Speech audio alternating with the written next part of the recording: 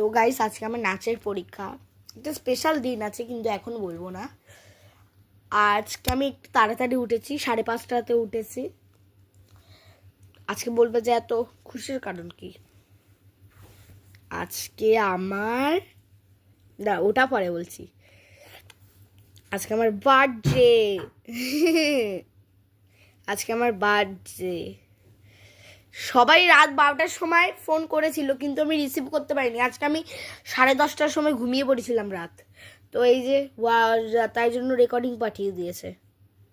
দেখি মিঠিপা মানে আমার সবচেয়ে বড় পিসি কি পাঠিয়েছে। Many many happy returns of the day. Happy birthday Mithi. 12টার সময় ফোন করলাম, তুই তো ঘুমিয়ে পড়েছিস। কাল সকালে উঠে এটা শুনিস। থ্যাংক ইউ পা। আমি আবার করেছি থ্যাংক ইউ পা। তো তুমি তো শোনো থ্যাংক ইউ পা।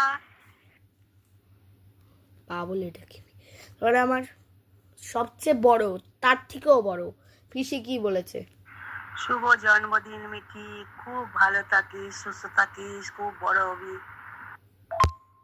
শুভ জন্মদিন, খুব ভালো থেকো, সুস্থ থেকো।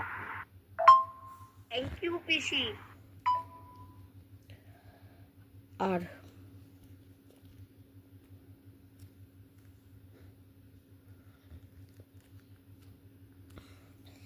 আর কিছু মেসেজ করেনি।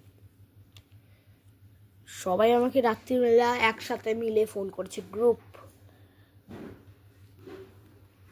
আর বাবা কি করেছে দেখো, বাবা মুখে বলবে না, বাবা অন্য কিছু করবে। দেবাংশুর সাথে আমার ফটো।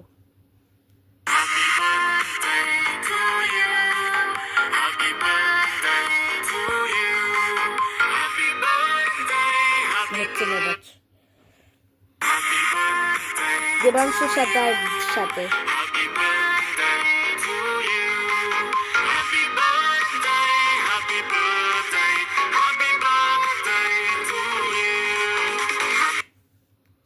বাবা এটা বানিয়েছে।